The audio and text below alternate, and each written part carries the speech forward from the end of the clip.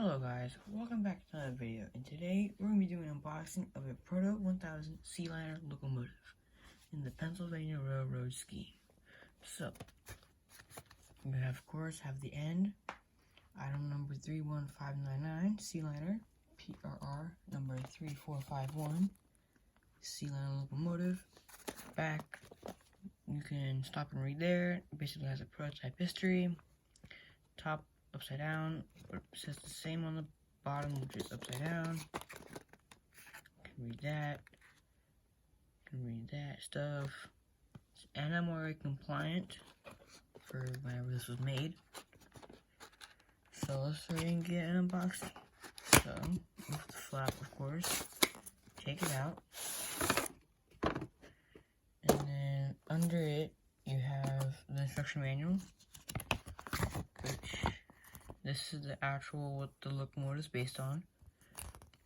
They make B units, but they're kind of hard to find. Exploder diagram, parts list, warranty. That's probably not going to be useful nowadays. Removing the shell should be easy. Lubricating. And then the front again. It's very simple.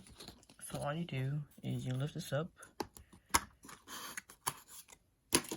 and then I think you just, yeah. Okay. So here's the locomotive. The handrails are pre-installed because I bought it used.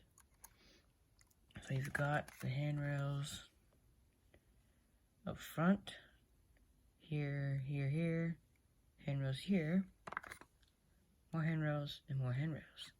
Then you've got the diaphragm thingies back here. I don't know what they're called. You've got the Proto 2000 magnetic nickel couplers, which are just basically cheapo Walther's ones you get in the train line. You have basically an Iron drive. So that's it. Detail is kept to minimum. Here's the grills. Can't really see through them, but they do have nice molded in detail. There's the horn.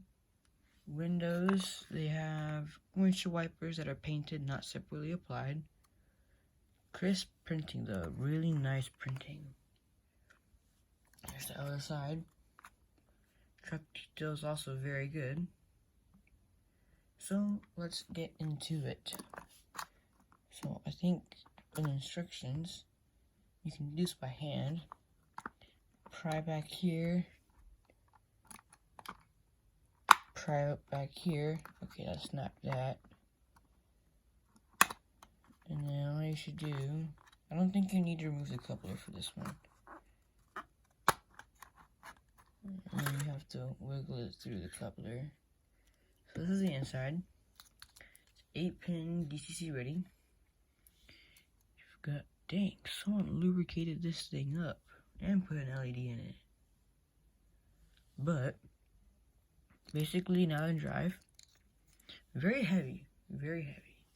And now if you take this off, I think this is where the motor mounts is. Yep, just like an old Athearn. Oh, and it does say something on here. It says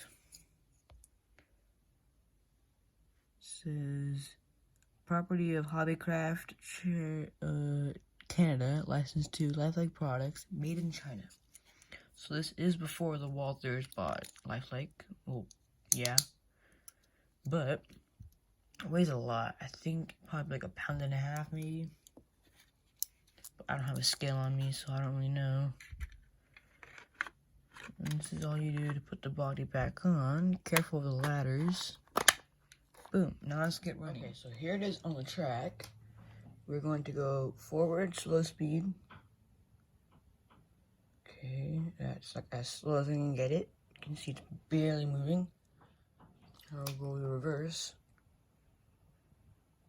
Nope, that's forward. There. It's as slow as I can get it. Okay, let's go full speed forward.